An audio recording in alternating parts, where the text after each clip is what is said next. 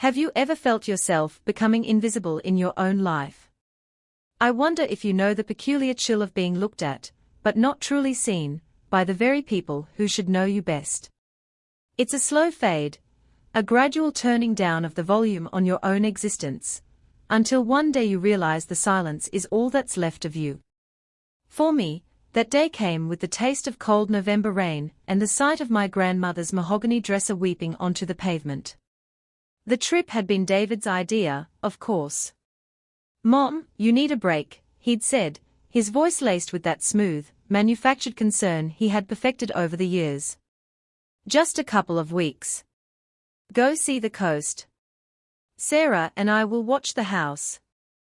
It will do you a world of good." I remember the way Sarah had stood behind him, her hand on his shoulder, nodding in that placid, agreeable way of hers. It was a perfect portrait of filial devotion, one they had painted so carefully for everyone to see. I, a fool, had believed it was real. I had packed a small bag, feeling a flutter of gratitude.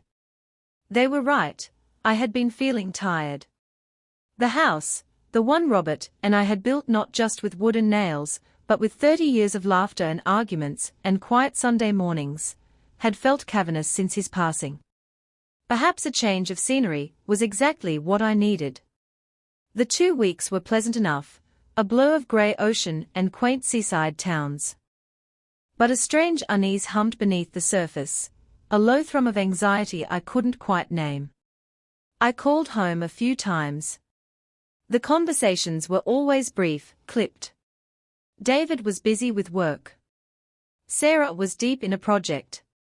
"Everything's fine, Mom. Just relax. You deserve it." The last phrase was always delivered with a particular emphasis, as if it were a prescription I was failing to take correctly. The taxi dropped me at the end of the lane.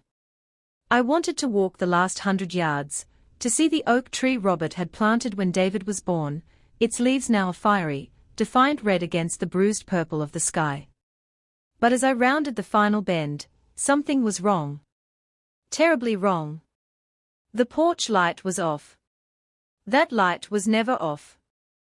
It had been a silent promise between Robert and me, a beacon that said, "You are home, you are safe." Its darkness was a scream in the twilight.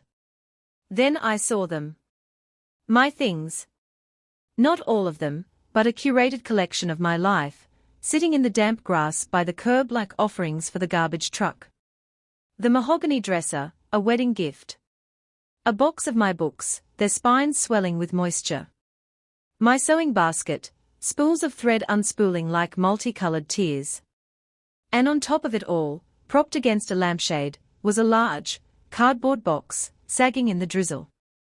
Taped to its side was a piece of paper, protected from the rain by a plastic sleeve. My son's handwriting, neat and clinical, so unlike the sprawling, imaginative loops of his childhood. 5 words that hollowed out the world. "You're not welcome here." I didn't scream. I didn't cry. A strange, glacial calm settled over me. I walked closer, my feet moving as if through deep water. The rain began to fall harder, plastering my hair to my scalp, running in cold rivulets down my neck. I touched the dresser. The wood was slick and cold, like skin. Inside that dresser was a small, velvet box holding the locket Robert gave me on our first anniversary. Inside this house, my house, were the ghosts of my entire adult life. And outside, with the refuse, was me. My hand went to my pocket, searching for my phone, my fingers stiff and clumsy. There was only one person I could call. The screen glowed, illuminating the raindrops on my face. It rang twice. "Margaret," I said, and my voice was a stranger's, a thin, brittle thing. "I think I need your help." Margaret's home was an island of warmth and light in the encroaching storm of my life. She opened the door before I had even stepped out of the taxi she'd sent for me, her face a mask of worried anger. She didn't fuss. She simply took my arm, her grip firm and steady, and led me inside, wrapping me in a thick blanket that smelled of lavender and cedar. She sat me in a worn leather armchair by a crackling fire, placed a steaming mug of tea laced with a generous pour of brandy into my trembling hands, and then she just waited. She didn't press for details. She didn't offer empty platitudes. She let the silence hold me until I was ready to let go of it. And when I finally started to speak, the story didn't come out as a coherent narrative, but as a series of disjointed snapshots, memories that now, in the harsh light of this betrayal, took on a horrifying new clarity. It was a quiet mystery reveal, the clues laid out in my own mind, and I was the bumbling detective finally seeing the whole, ugly picture. The flashbacks weren't cinematic, they were the ghosts of conversations, the echoes of dismissed feelings. I remembered the Easter dinner, just 6 months after Robert passed. David and Sarah had come over, bearing a pot of lilies that felt more appropriate for a funeral than a celebration. We were in the kitchen, and I was telling a story about Robert, about the time he tried to bake his own bread and ended up with a brick so hard we used it as a doorstop for a decade. I was laughing, the first genuine laugh I'd had in months. Sarah had smiled, that tight, polite smile of hers, and said, "It's so important to hold on to the good memories. But also, to look forward. We were thinking, David and I, that this house is an awful lot for you to manage on your own." I'd brushed it off then. "Oh, I'm fine," I'd said. "This house is my home," but I remembered the look that passed between them, a fleeting, shared understanding that excluded me completely. Then came the help with my finances. "Mom, you shouldn't be worrying about bills and investments," David had said, spreading a sheaf of papers on the dining room table. "You've worked your whole life. Let me take this burden off your shoulders. It's just some standard estate planning. It will make everything simpler for you, simpler for me." The words echoed in Margaret's quiet living room. I had felt a flicker of unease then, too. Robert and I had always handled our own affairs. He had taught me how to read a balance sheet, how to talk to our financial advisor. But I had pushed the feeling down. This was my son. He loved me. He was trying to help. So I signed where he told me to sign, my hand moving across the cool paper, unknowingly signing away my own autonomy. The words power of attorney were there, I saw them, but he had explained them away so smoothly, so reasonably. "It's just a formality, Mom, in case of an emergency. It's what Dad would have wanted, what Dad would have wanted." How many times had they used that phrase as a key to unlock my defenses? Robert would have wanted me to be safe. Robert would have wanted me to be cared for. What Robert would have wanted was for me to stand on my own 2 feet, just as he'd always encouraged me to do. He would have been horrified. He would have seen right through the veneer of their concern to the cold, hard avarice beneath. And the little things, the constant, subtle erasures. My favorite armchair, the one with the worn spot where my head rested, disappeared one day while I was out shopping. "We got you a new one, Mom," Sarah had chirped, pointing to a sleek, modern, and profoundly uncomfortable replacement. The old one was looking so shabby, the photos of my parents on the mantelpiece were moved to a side table, replaced by a large, sterile vase. My gardening tools were tidied away into a box in the garage I couldn't easily reach. Each act was a small pebble tossed into a pond, the ripples slowly changing the entire landscape of my home, making it less and less mine. As I spoke, laying these memories out before Margaret like tarot cards of my own doom, the grief began to change. The raw, open wound of the shock started to scar over, not with healing tissue, but with something harder. Something colder. It was the chilling realization that this wasn't a sudden act of cruelty. It was a long, meticulously planned campaign. They had sent me away on that coastal trip not as a kindness, but to get me out of the way while they performed the final amputation. They had surgically removed me from my own life. And sitting there, in the firelight, the brandy warming my veins, a new feeling began to bloom in the frozen soil of my heart. It wasn't forgiveness. It wasn't understanding. It was a quiet, deep, and unyielding resolve. The weeping woman who had arrived at Margaret's door was gone. In her place sat someone else, someone I hadn't met in a very long time. It was the woman who had stood by her husband as they built a business from nothing. The woman who had raised a son, fought for his education, and nursed him through fevers. I was still here. I had been made invisible, but I had not vanished. And I would not be erased. The third day at Margaret's house dawned grey and still. The storm outside had passed, leaving behind a world washed clean, the air sharp and cold. A similar stillness had settled within me. The maelstrom of grief and shock had subsided, leaving not a void, but a foundation of cold, hard clarity. My tears had run dry, and in their place, something far more potent had taken root. I watched Margaret from the armchair as she moved about her kitchen, a study in quiet efficiency. She was making a list, her pen scratching across a legal pad with decisive strokes. She hadn't pushed me, but she had been there, a silent, powerful witness to my transformation. The shift from passive victim to active agent had not been a thunderclap, it was a slow, dawning realization, like the sun rising on a desolate landscape. It was the memory of the papers that solidified it. I could see them now, fanned out on my dining room table, the scent of Sarah's expensive perfume hanging in the air. I remembered David's hand guiding mine, his finger pointing to the signature lines. Just here, and here, Mom, I'd felt a small, nagging voice of dissent in the back of my mind that day, a whisper of Robert's cautious voice. Never sign anything you haven't read thoroughly, Elle. But I had silenced it. I had chosen to trust, because the alternative, that my own son was deceiving me, was too monstrous to contemplate. Now, I was forced to contemplate it. I had to look the monster in the face.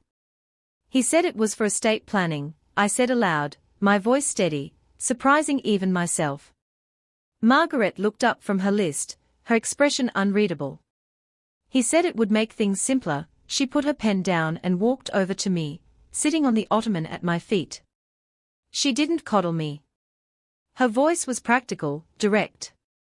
Eleanor, do you have copies of what you signed? A fresh wave of foolishness washed over me. He said he would file them for me. That he'd keep them safe in his office. I saw the flicker of frustration in her eyes, but it was aimed at the situation, not at me. Of course he did, she murmured. The final memory that cemented my resolve was smaller, more insidious. It was from about a month before the trip. I had been baking Robert's favorite apple cake, the scent filling the house with a ghost of happier times. Sarah had walked in, sniffing the air with a faint wrinkle of her nose.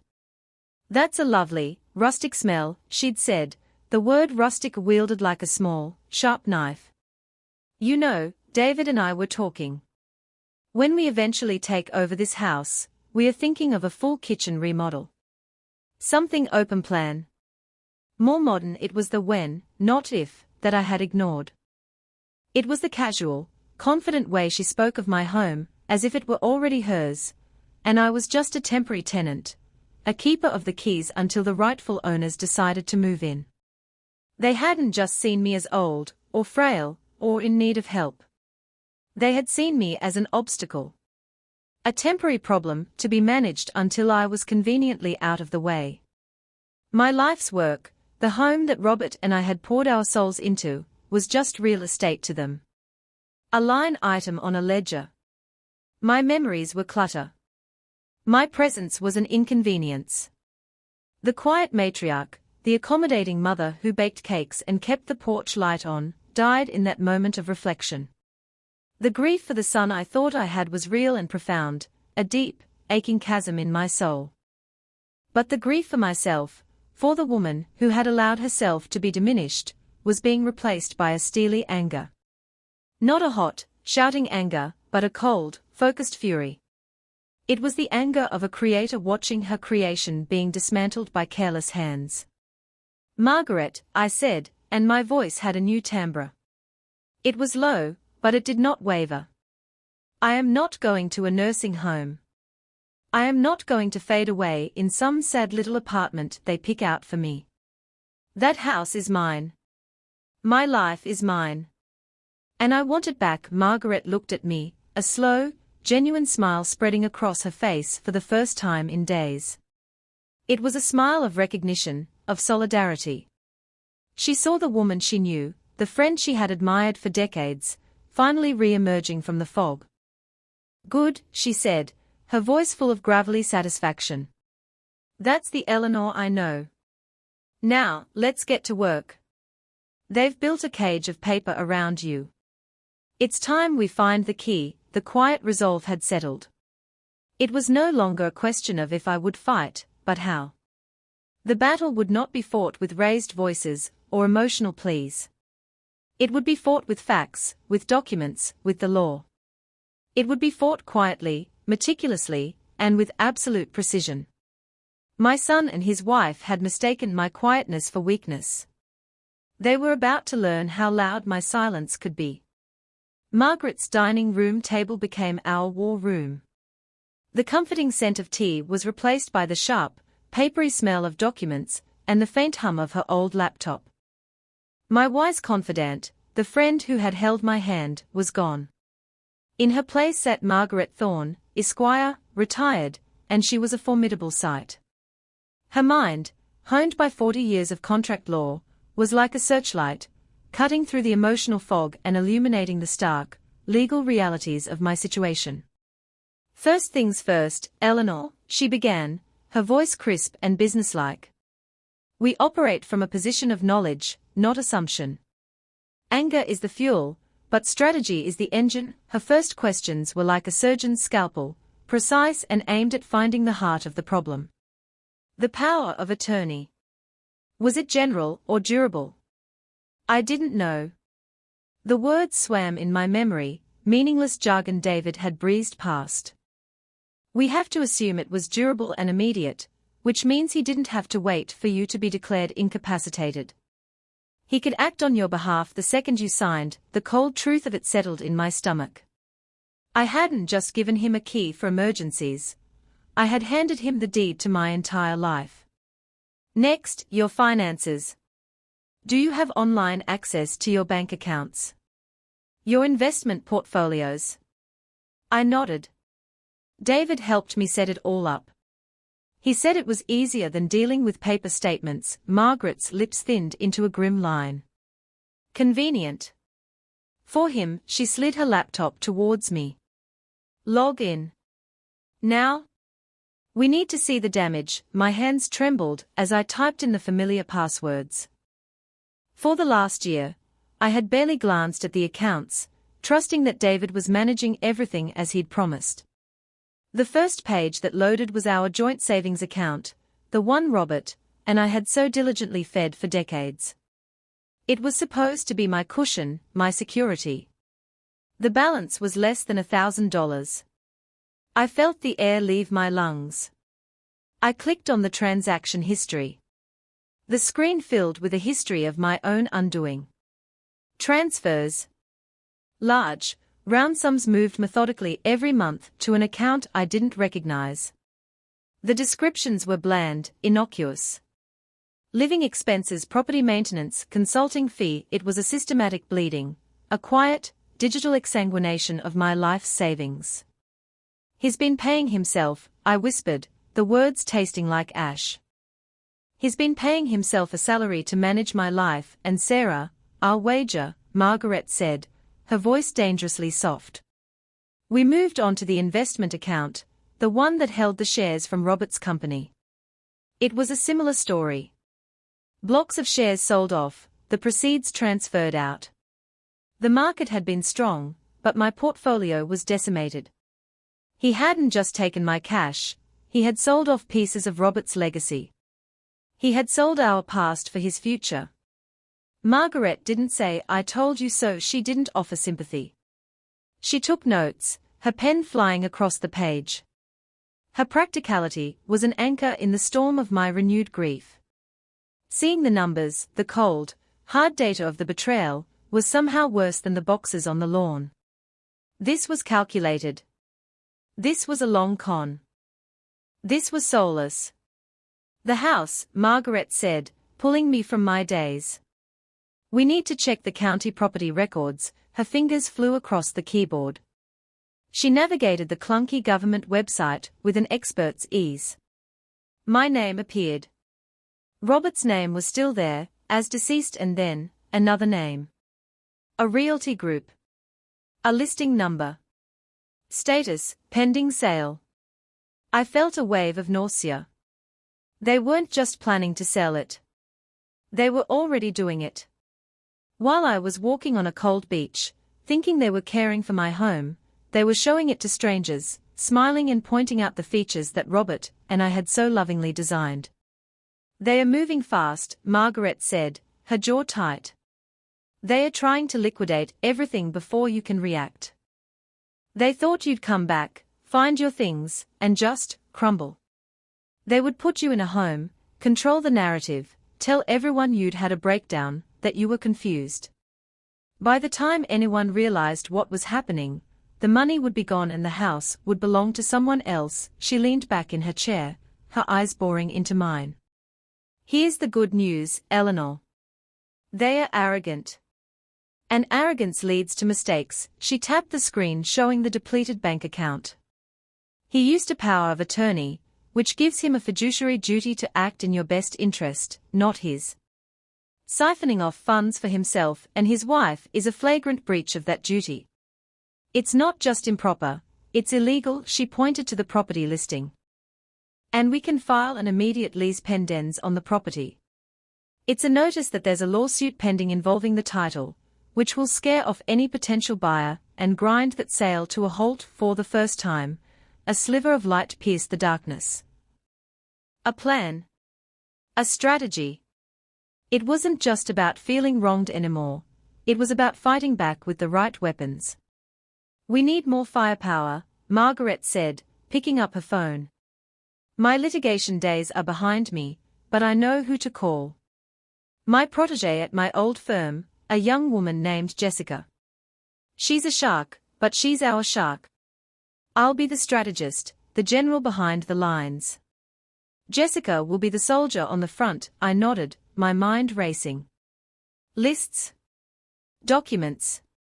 Evidence. The strategic part of my brain, the part that had helped Robert build his business, was waking up from a long slumber. There's a copy of Robert's in my original will, I said suddenly, the memory surfacing like a life raft. The one we wrote 20 years ago.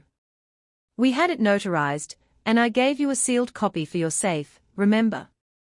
For safekeeping. A slow, predatory smile spread across Margaret's face. Oh, Eleanor, she said, her voice filled with a quiet, dangerous glee. I remember. I most certainly do. The war room was officially open for business.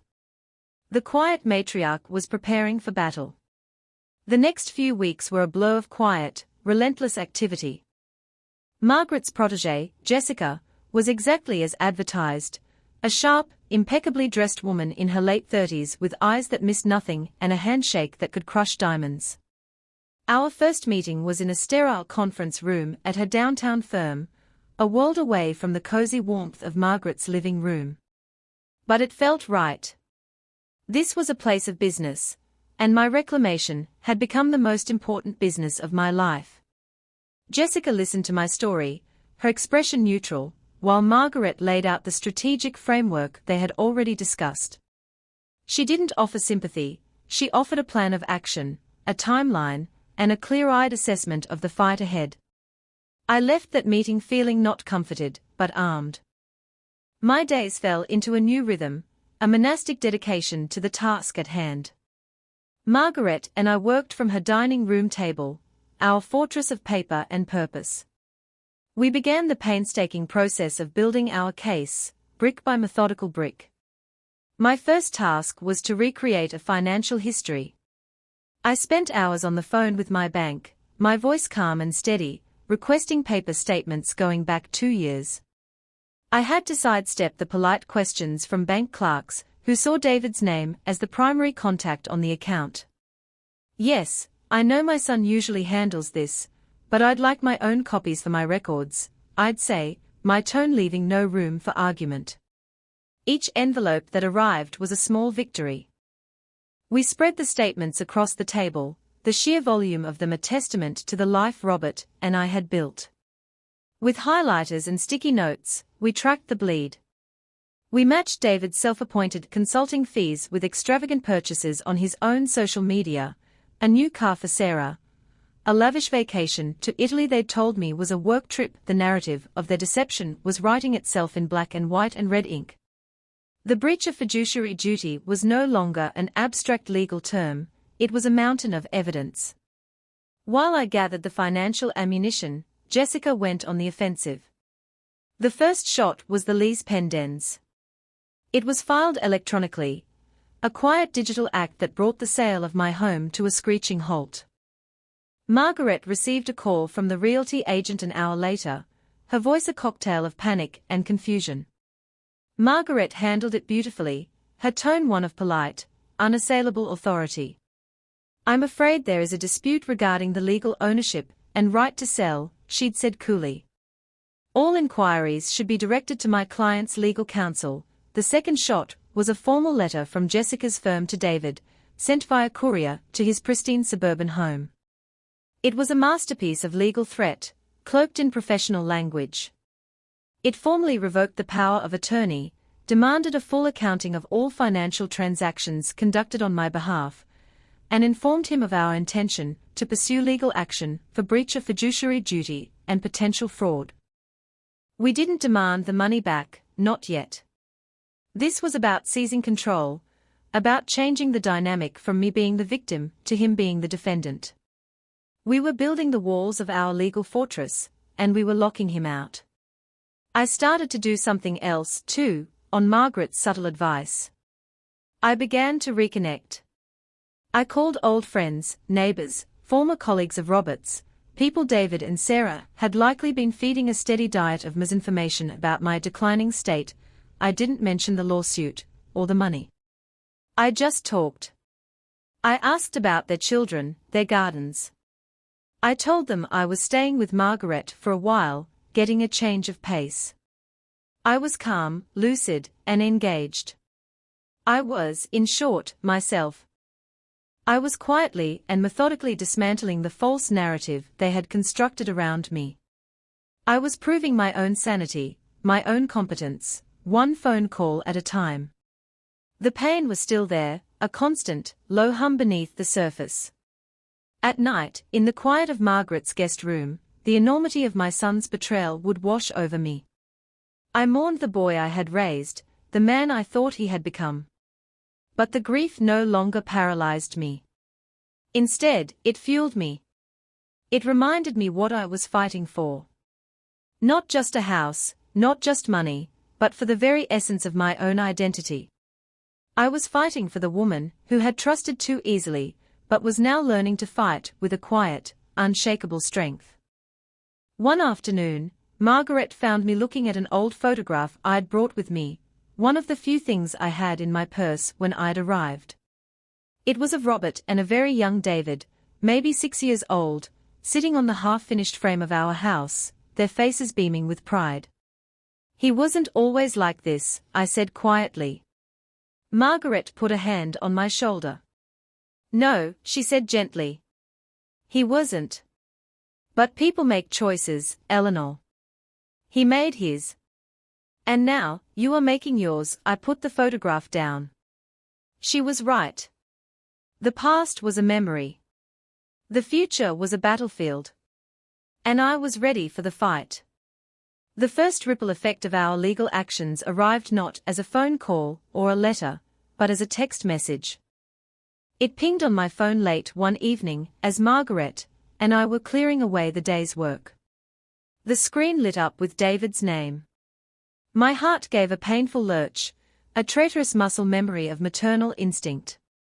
I slid the phone across the table to Margaret. She read it aloud, her voice flat and devoid of emotion. "Mom, I don't understand this letter from the lawyer. There must be some mistake."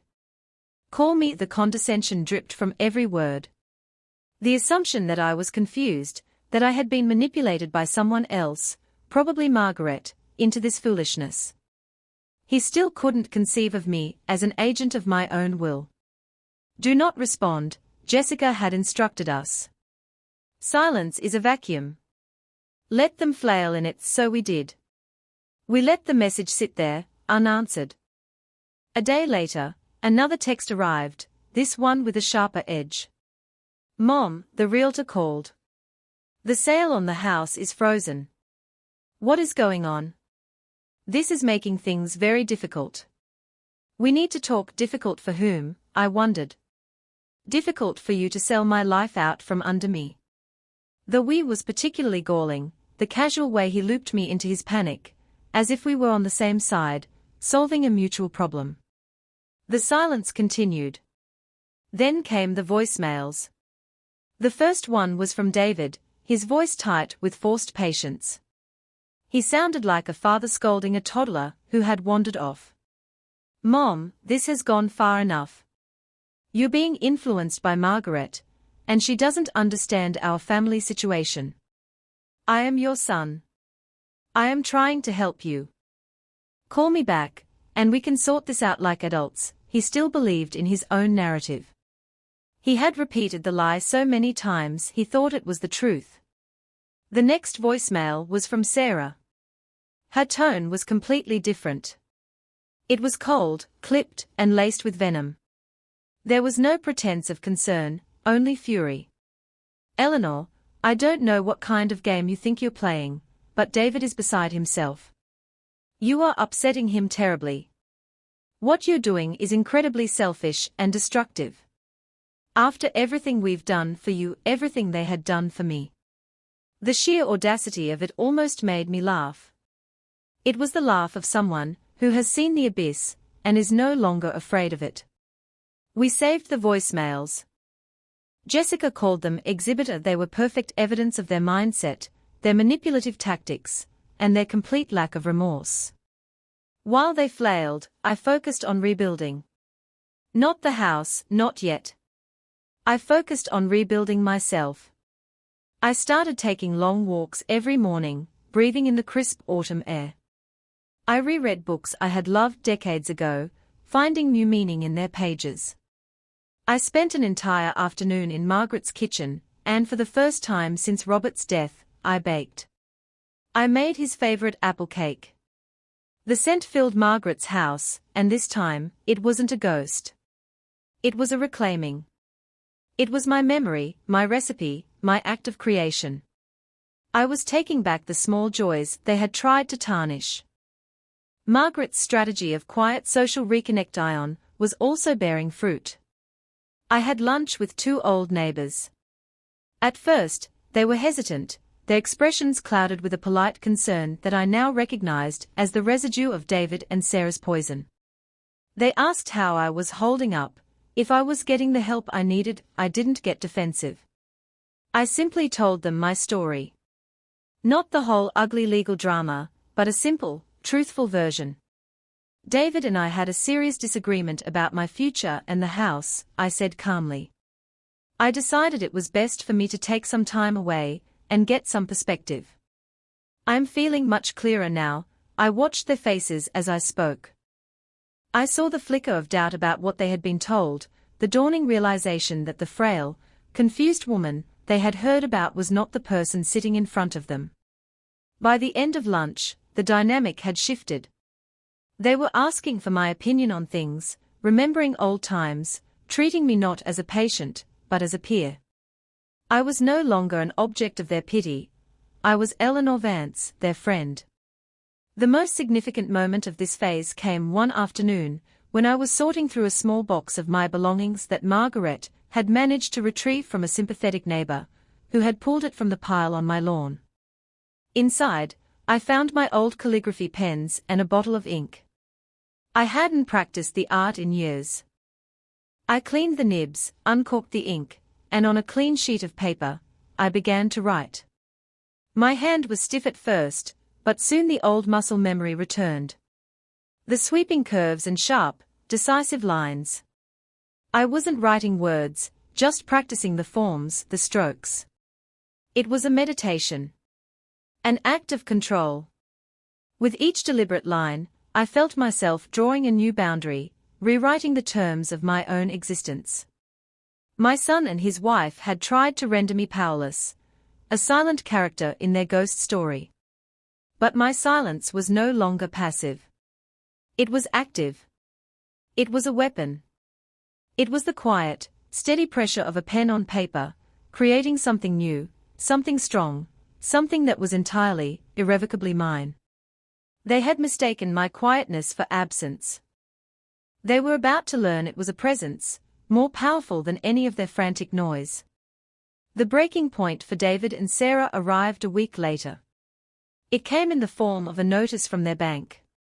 With their access to my account severed, their own lavish lifestyle had quickly become unsustainable. The pending sale of the house had been their golden ticket, and with that gone, their financial reality came crashing down. The demand for a meeting was not a request, it was a surrender.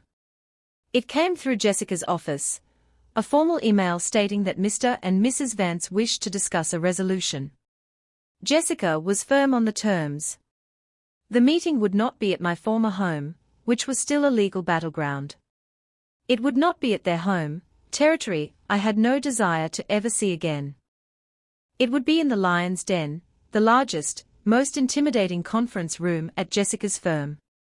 Neutral ground, tilted firmly in our favor. The day of the meeting, I chose my clothes with the care of a general preparing for a treaty negotiation. I wore a simple, dark grey dress, tailored and elegant. I wore a single piece of jewelry, the locket Robert had given me, which Margaret's neighbor had mercifully found and returned. It rested on my collarbone, a cool, solid weight, a silent reminder of the legacy I was fighting for. I walked into that conference room flanked by Margaret and Jessica. They were my honor guard, my strategists, my allies. The room was vast, dominated by a long, polished mahogany table that reflected the grey sky outside. David and Sarah were already there, sitting on the far side. They looked smaller in this cavernous space, diminished. David's face was pale and drawn. The smooth, manufactured concern was gone, replaced by a sullen, resentful anxiety. Sarah sat ramrod straight, her hands clenched on a designer handbag in her lap. Her mask of polite superiority was still in place, but it was cracking at the edges. Her eyes, when they met mine, were chips of ice.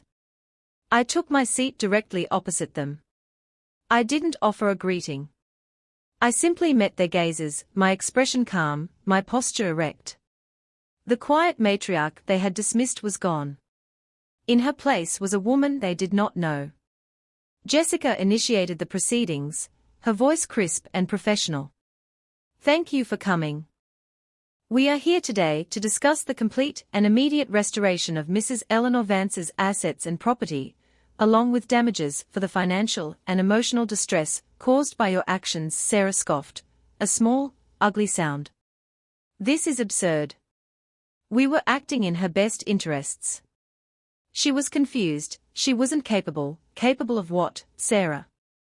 I asked. My voice was low, but it cut through the room, clear and sharp as glass. It was the first time I had spoken. They both looked at me, startled, as if a piece of furniture had suddenly joined the conversation. Was I not capable of living in my own home? Of managing the finances that my husband and I built together? Was I not capable of deciding whether I wanted to sell the heirlooms my own mother gave me? I let the questions hang in the air, the silence stretching uncomfortably. David shifted in his seat, refusing to meet my eye. He stared at the polished surface of the table, as if it held the answers to the universe. It was Sarah who spoke, her voice tight with suppressed rage. We were trying to secure your future. That house is too much for you. We were making sure you would be comfortable. My comfort, I replied, my voice still quiet, was never your primary concern. Your convenience was. Let's not pretend otherwise. Jessica chose that moment to slide a folder across the table toward them. Perhaps this will clarify the situation. Inside was a summary of our findings. The bank statements with the highlighted transfers. Printouts of their social media posts from their work trip to Italy. An estimate of the total funds misappropriated. And on top, a notarized copy of the original will, the one Robert and I had signed together, which left the house and the majority of the liquid assets in a trust for me, to be managed by me, for the duration of my life. David finally looked up. His eyes were wide with a dawning horror. He wasn't looking at the papers. He was looking at me, really looking at me for the first time in years. He was seeing not his confused mother, but a woman with a legal team, with evidence, with a will that predated any document he had coerced me into signing. He saw a stranger. "Mom," he began, his voice cracking. "There is nothing you can say, David," I said, and the finality in my tone silenced him. There was no anger in my voice now, only a profound and weary sadness. "You made your choices. You treated me not as your mother, but as a problem to be solved. You treated my home as an asset to be liquidated. You stood by and watched your wife orchestrate the dismantling of my life, and you helped her do it." I stood up, my movements slow and deliberate. "Jessica will now present you with our terms. They are not negotiable." I looked at my son one last time, at the ruins of the man I thought I knew. I felt a pang of loss so deep it was a physical pain.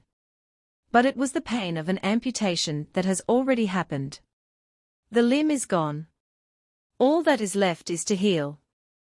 I turned, and without a backward glance, I walked out of the room, leaving them to face the quiet, devastating consequences of their own greed.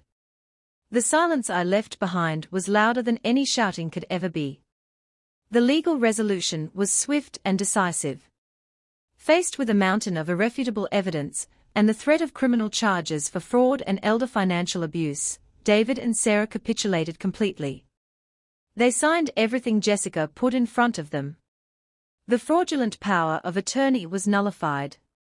Control of all my financial accounts was restored. They agreed to a settlement that returned not only the principal amount they had taken, but a significant sum in damages, drawn from the sale of their own assets, including Sarah's new car, and the equity in their ostentatiously renovated home. The quiet confrontation had yielded a total victory. The house was mine again. The locks were changed. The pending sale sign was removed. I could have moved back in. I could have erased every trace of their brief, toxic reign, restored my favorite armchair, and put my parents' photographs back on the mantelpiece. But when I stood on the porch, key in hand, I knew I couldn't. The ghosts in that house were no longer just the happy memories of life with Robert, they were now shadowed by the fresh, painful specters of betrayal. The walls themselves seemed to hold the echoes of their whispers, their plans, their quiet dismissal of me. To live there would be to live inside a wound. It was Margaret who helped me see the path forward. We were sitting on her porch one evening, watching the sunset paint the sky in strokes of gold and rose. "You won, Eleanor," she said. "You fought the battle and you won. But winning the war doesn't mean you have to reoccupy the same territory." Her words resonated deep within me. I hadn't fought just to return to the way things were. I had fought to reclaim my future, and my future did not have to look like my past. A new idea began to form, a quiet but powerful seed planted in the fertile ground of my newfound strength. I didn't want to just live out my days in quiet comfort. I wanted to build something. Robert and I had built a home, a family, a business. Now, it was my turn to build a legacy, one that was entirely my own. I made a decision. I would sell the house. But this time, it would be on my terms, with my agent, for my purpose. The sale was surprisingly quick. A young family, a doctor and a teacher with 2 small children, fell in love with it. I met them, saw the light in their eyes as they imagined their future within those walls. They spoke of filling the rooms with laughter, of planting a vegetable garden in the backyard. They saw it not as an asset, but as a home. I knew it was the right choice. It was a passing of the torch, a cleansing. With the proceeds from the sale, combined with my recovered assets and the damages awarded, I was in a position of significant financial strength. I could have traveled the world. I could have bought a beautiful condominium by the sea. But my experience had ignited a fire in me, a purpose I never expected. I thought of all the other Eleanors out there. The quiet mothers, the grieving widows, the trusting parents who were being subtly, systematically erased by their own families. People who didn't have a Margaret to call, or the resources to hire a Jessica. People who were being told they were confused, a burden, an obstacle, until they started to believe it themselves. So, I took the greatest leap of faith of my life. I contacted Jessica, not for a lawsuit, but for a different kind of legal work. Together, we began the process of establishing a non-profit foundation.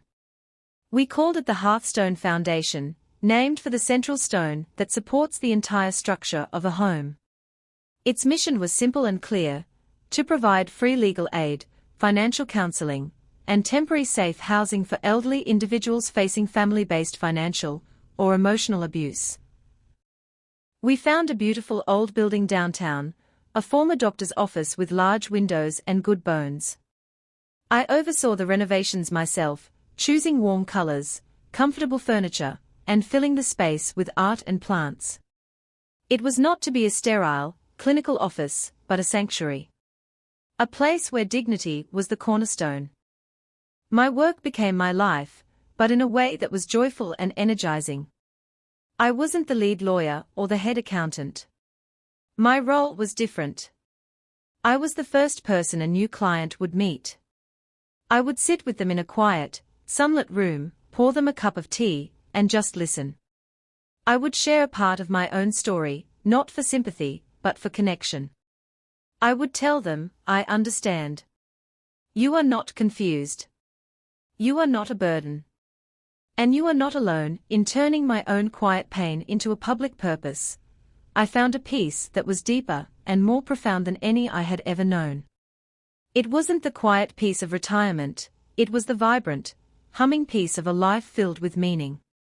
I had lost a son, but I had found a calling. I had been cast out of my house, but I had built a home for hundreds. They had tried to write the final chapter of my story for me, a sad little tale of decline and disappearance. But I had taken the pen back into my own hand, and I was writing an epic. My new life is quieter than my old one, but it is a silence of my own choosing. I live in a small, bright apartment on the third floor of a brownstone, overlooking a city park. I wake each morning to the sound of birds and the distant, gentle hum of the world coming to life. The walls are my own, adorned with photos of Margaret, of my team at the foundation, and even one small, old photograph of Robert and me on our wedding day. It's a life curated by my own hand, filled only with things that bring me peace and purpose. I never heard from David or Sarah directly again. Margaret's legal network kept tabs. They sold their house and moved to a different state, diminished and disgraced. I don't know if they ever felt remorse, or if they simply resented being caught. I try not to dwell on it. To hate them would be to remain tethered to them, and I have worked too hard for my freedom. I carry the loss of my son like a quiet ache, a phantom limb that sometimes twinges on rainy days. But it is a scar now, not an open wound. It is a part of the story that led me here, to this place of calm empowerment. My days are full. I spend most of them at the Hearthstone Foundation. I am not just the founder, I am its heart. I still meet with every new client who comes through our doors. I see the same fear and confusion in their eyes that I once saw in my own reflection. I see the shame of being betrayed by those you love most. My role is to extinguish that shame with empathy, to replace that fear with a tangible plan. I am the living proof that it is possible to reclaim a life that others have tried to steal. I show them that quietness is not weakness, that age is not incompetence, and that their story is not over. My ally, my dear friend Margaret, is on my foundation's board of directors. We have dinner together every Sunday, a ritual of wine, good food, and laughter that fills my small apartment with warmth. She calls me her favorite warrior. I tell her she was my general.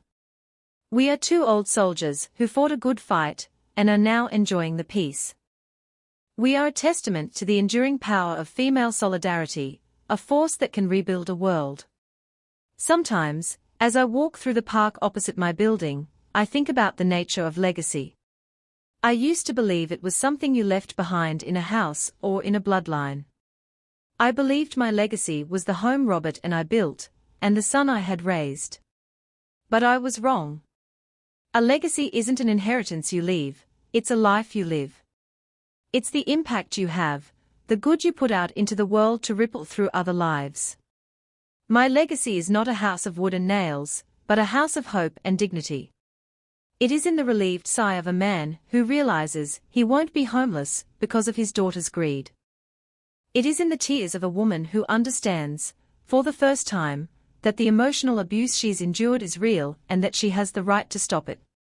It's in the quiet strength I see dawning in the eyes of those we help, the same strength I once found in myself. I wonder, have you ever been forced to discover a strength you never knew you had? Have you ever had to rewrite your own story when someone else tried to bring it to a premature end? The world may try to diminish you, to make you feel invisible, to turn down the volume on your existence until all you can hear is silence. But remember this, you hold the pen. You get to decide what the final chapters will be about. Your silence does not have to be an absence. It can be a meditation. It can be a strategy. It can be the quiet, unshakable foundation upon which you build a new life, a life of your own design, a life filled with purpose, a life that is entirely and beautifully your own.